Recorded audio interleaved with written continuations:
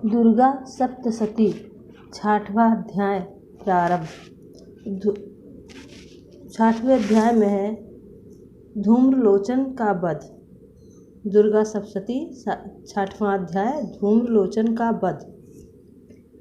महर्षि मेघा ने कहा, देवी की स्तुति सुनकर दूत क्रोध में भरा हुआ वहां से असुरेंद्र के पास पहुंचा और सारा वृतांत उसे कह सुनाया। दूत की बात सुन असुरेंद्र ने क्रोध का पारावार न रहा और उसने अपने सेनापति धूम्रलोचन से कहा, धूम्रलोचन, तुम अपनी सेना सहित शीघ्र वहां जाओ और सदा दुष्टा के केशों को पकड़कर उसे घसीटते हुए यहाँ लेकर आओ। यदि उसकी रक्षा के लिए कोई दूसरा खड़ा हो, चाहे वह देवता हो, यक्ष हो, गंधर्व ही क्यों न हो, उसको तुम अवश्य मार डालना। महर्षि मेघा ने कहा। शुंभ के इस प्रकार आज्ञा देने पर धूम्रलोचन 60,000 राक्षसों की सेना को लेकर वहां पहुंचा और देवी को ललकार कर कहने लगा, अरे तू अभी शुंभ और निशुंभ के पास चल। यदि तू प्रसन्नता पूर्वक मेरे साथ न चलेगी तो मैं तेरे केशों को पकड़कर घसीटता हुआ तुझे ले चलूंगा। देवी बोली, असुरेंद्र का भेजा हुआ तेरे जैसा बलवान यदि बलपूर्वक मुझे ले जाएगा तो ऐसी दशा में मैं तुम्हारा कर ही क्या सकती हूँ। महर्षि मेघा ने कहा। ऐसा कहने पर धूम्रलोचन उनकी ओर लपका, किंतु देवी ने उन्हें अपने हुंकार से भस्म कर डाला। यह देखकर असुर सेना कुद्र होकर देवी की ओर बढ़ी, परंतु अंबिका के उन पर तीखे बाणों, शक्तियों तथा फरसों की वर्षा आरंभ कर दी। इतने में देवी का वाहन भी अपनी ग्रीवा के बालों को झटकता हुआ और बड़ा भारी शब्द करता हुआ असुर सेना में कूद पड़ा। उसने कई असुर अपने पंजों से, कई अपने जबड़ों से और कई को धरती पर पटक कर अपनी दाढ़ों से घायल करके मार डाला। उसने कई असुरों के अपने नखों से पेट फाड़ डाले और कई असुरों का तो केवल थप्पड़ मारकर सिर धड़ से अलग कर दिया। कई असुरों की भुजाएं और सिर तोड़ डाले और गर्दन के बालों को हिलाते हुए उसने कई असुरों को पकड़कर उनके पेट फाड़कर उनका रक्त पी डाला। इस प्रकार देवी ने उसे महाबलवान सिंह ने क्षण भर में असुर सेना को समाप्त कर दिया। शुंभ ने जब यह सुना कि देवी ने धूम्रलोचन असुर को मार डाला और उनके सिंह ने सारी सेना का संहार कर डाला, तब उनको बड़ा क्रोध आया। उन्हें मारे क्रोध के ओठ फड़कने लगे और चंड और मुंड नामक 2 महाअसुरों को आज्ञा दी कि हे चंड, हे मुंड, तुम अपने साथ एक बड़ी सेना लेकर जाओ और वहां उन देवी के बाल पकड़कर उसे बांध कर तुरंत यहाँ लेकर आओ। यदि उनको यहाँ लाने में कोई संदेह हो तो अपनी सेना सहित उनसे लड़ते हुए उनको मार डालो और जब वह दुष्टा और उनका सिंह दोनों मारे जाएं तब भी उनको बांध कर यहाँ ले आना। दुर्गा सप्तशती 5वां अध्याय समाप्त। दुर्गा सप्तशती का 7वां अध्याय चंड और मुंड का वध।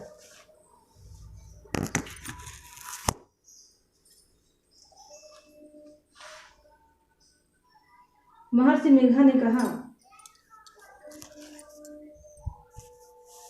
चंड और मुंड का वध 7वां अध्याय। महर्षि मेघा ने कहा, दैत्य की आज्ञा पाकर चंड और मुंड चतुरंगी सेना को साथ लेकर हथियार उठाए हुए देवी से लड़ने के लिए चल दिए। हिमालय पर्वत पर पहुंचकर उन्होंने मुस्कुराती हुई देवी जय माता की जो सिंह पर बैठी हुई थी देखा। वह असुर को पकड़ने के लिए तलवारें लेकर उनकी ओर बढ़े। तब अंबिका को उन पर बड़ा क्रोध आया और मारे क्रोध के उनका मुख काला पड़ गया, उनकी भुगुतियाँ तन गई, उनके ललाट में से अत्यंत भयंकर तथा अत्यंत विस्तृत मुख वाली लाल आँखों वाली काली प्रकट हुई हुई जो कि अपने हाथों में तलवार और पास लिए हुए वह विचित्र खड्ग धारण किए हुए थी। वह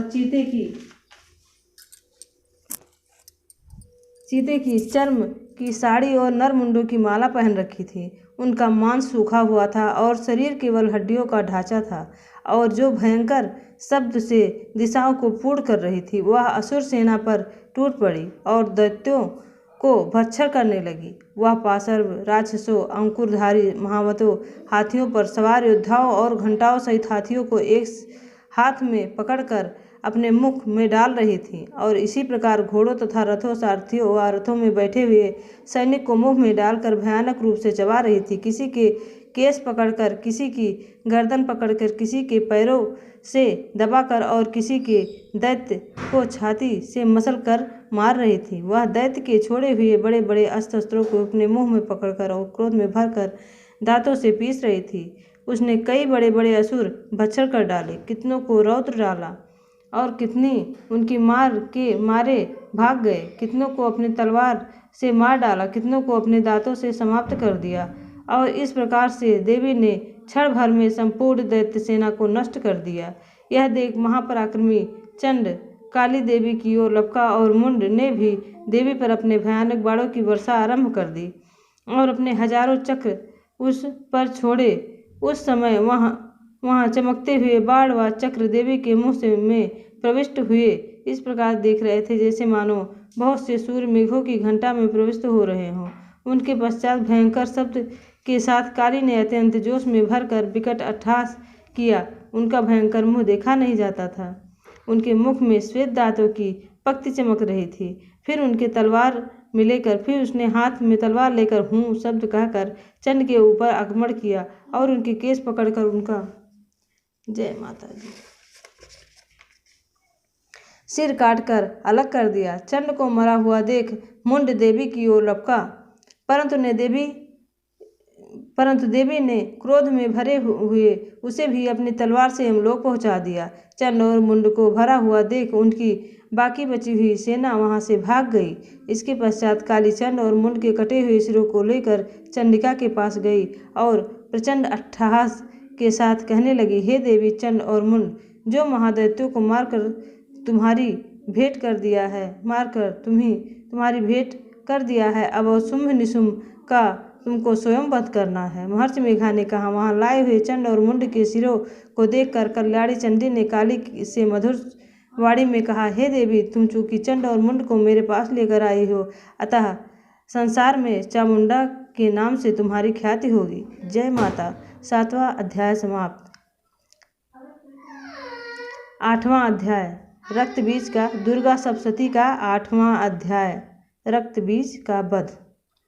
महर्षि मेघा ने कहा, चंड और मुंड नामक असुरों के मारे जाने से देवी और बहुत सी सेना के नष्ट हो जाने से असुरों के राजा प्रतापी शुंभ ने क्रोध युक्त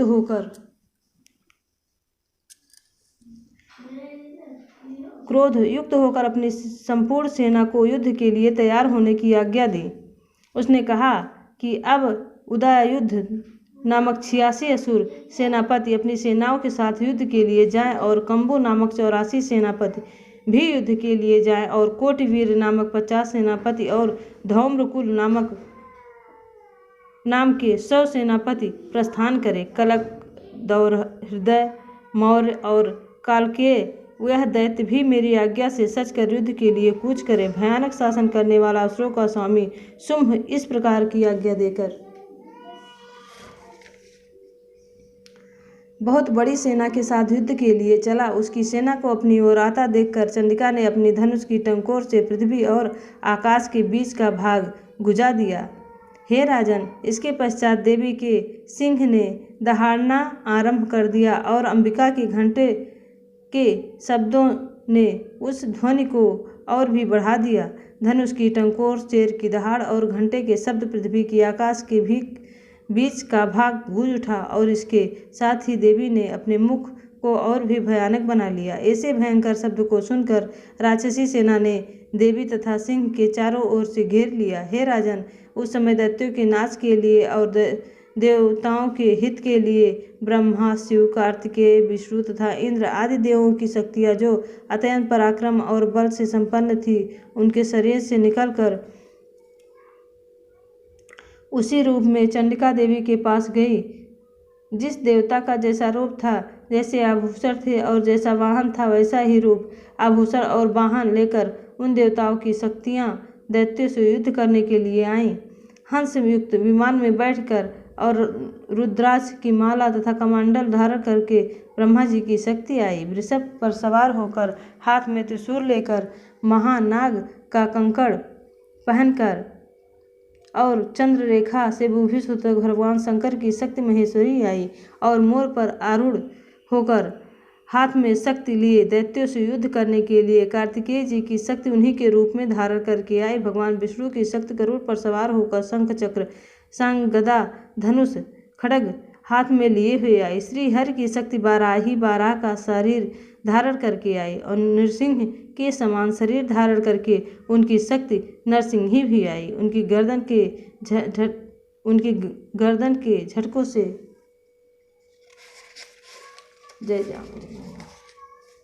आकाश के तारे टूट पड़ते थे और इसी प्रकार देवराज इंद्र की शक्ति इंद्रिय भी ऐरावत के ऊपर सवार होकर आए।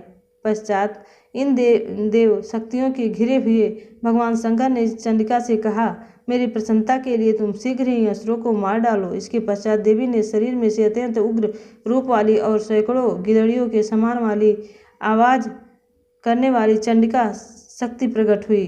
उस अपराजिता देवी ने धूमिल जटा वाले भगवान श्री शंकर से कहा, हे प्रभु, आप मेरी आज्ञा से दूत बनकर शुंभ और निशुंभ के पास जाइए और उन्हें अत्यंत गर्वीले दैत्यों से कहिए तथा उनके अतिरिक्त और भी जो दैत्य वहाँ युद्ध के लिए उपस्थित हों उनसे भी कहिए, जो तुम्हें अपने जीवित रहने की इच्छा हो तो त्रिलोकी का राज्य इंद्र को दे दो। देवताओं को उनका यज्ञ भाग मिलना आरंभ हो जाए और तुम पाताल को लौट जाओ। किंतु यदि बल्ब के गर्भ में तुम्हें लड़ने की इच्छा हो तो फिर आ जाओ, तुम्हारे मांस से मेरी योनियां तृप्त होंगी। चूँकि उस देवी ने भगवान शंकर को दूत के कार्य में नियुक्त किया, इसलिए वह संसार उन्हें शिवदूती के नाम से विख्यात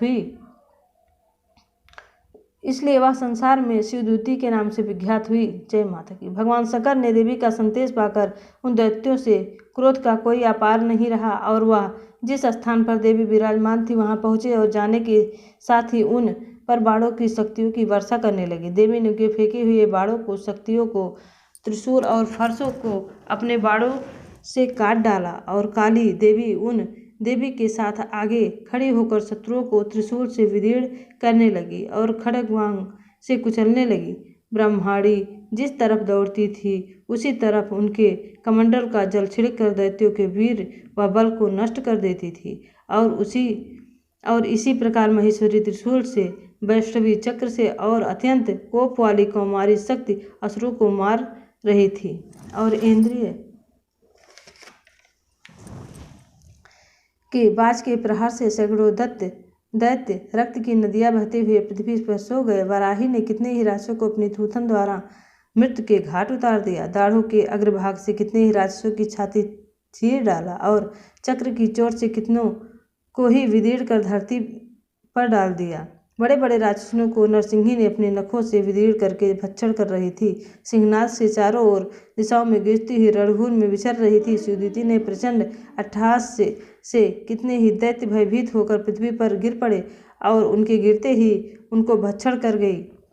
इस तरह क्रोध में भरे हुए मातृगणों द्वारा नाना प्रकार के उपायों से बड़े बड़े असुरों को मारते हुए देख राक्षसी सेना भाग खड़ी हुई और उनको इस प्रकार भागता हुआ देख रक्तबीज नामक महापराक्रमी राक्षस क्रोध में भरकर युद्ध के लिए आगे बढ़ा। उनके शरीर से रक्त की बूंदें पृथ्वी पर जैसे ही गिरती थी तुरंत वैसे ही शरीर वाला तथा वैसा ही बलवान दैत्य पृथ्वी से उत्पन्न हो जाता था। रक्तबीज गदा हाथ में लेकर इंद्रिय के साथ युद्ध करने लगा। जब इंद्रिय शक्ति ने अपने वज्र से उनको मारा तो घायल होने के कारण उनके शरीर से बहुत सा रक्त बहने लगा और उसकी प्रत्येक बूंद से उसके समान ही बलवान तरह पराक्रमी अनेकों दैत्य भयंकर रूप में प्रकट हो गए। वह सब दैत्य रक्त बीज के समान ही बलवान तेजवान थे। वह भी भयंकर अस्त्र शस्त्र लेकर देवियों से लड़ने लगे। जब इंद्रिय के वज्र के प्रहार से मस्तक पर चोट लगी और रक्त बहने लगा तो उससे हजारों पुरुष उत्पन्न हो गए। वैष्णवी ने चक्र से, इंद्रिय ने गदा से रक्तबीज को चोट पहुंचाई और वैष्णवी के चक्र से घायल होने से शरीर पर जो रक्त बहा उससे हजारों महासुर उत्पन्न हुए, जिसके द्वारा यह संपूर्ण जगत व्याप्त हो गया। कौमारी ने शक्ति से,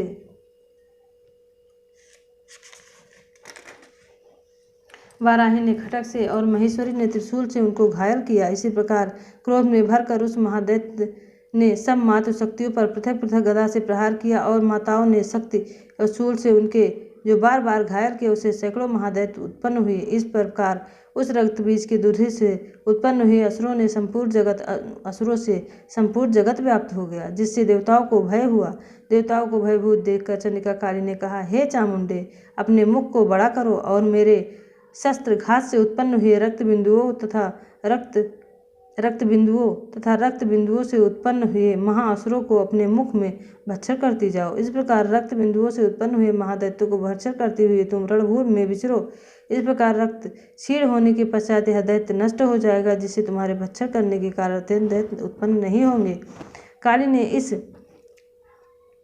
प्रकार कहकर चंडिका देवी ने रक्त बीज पर अपने त्रिशूल से प्रहार किया और काली ने अपने मुख में उसका रक्त ले लिया। उससे गदा से चंडिका का प्रहार किया। प्रहार से चंडिका को तनिक भी कष्ट न हुआ, किंतु रक्तबीज के शरीर से बहुत बहने के कारण बहने लगा, लेकिन उसके पृथ्वी गिरने के साथ ही काली ने उसको अपने मुख में ले लिया। काली के मुख में उस रक्त के असुर उत्पन्न हुए उसको उसने भक्षण कर लिया और रक्त को पीती हुई तदंतर देवी ने रक्तबीज को, जिसका कि रक्त काली ने पिया था, चंडिका ने उसे दैत्य को ब्रज, वाण, खड्ग और सृष्ट इत्यादि से मार डाला। हे राजन, अनेक प्रकार के शस्त्रों से मरा हुआ और खून से वंचित वह दैत्य रक्तबीज पृथ्वी पर गिर पड़ा।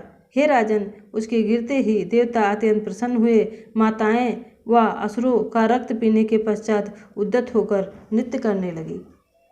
जय माता कालिका चामुंडा काली।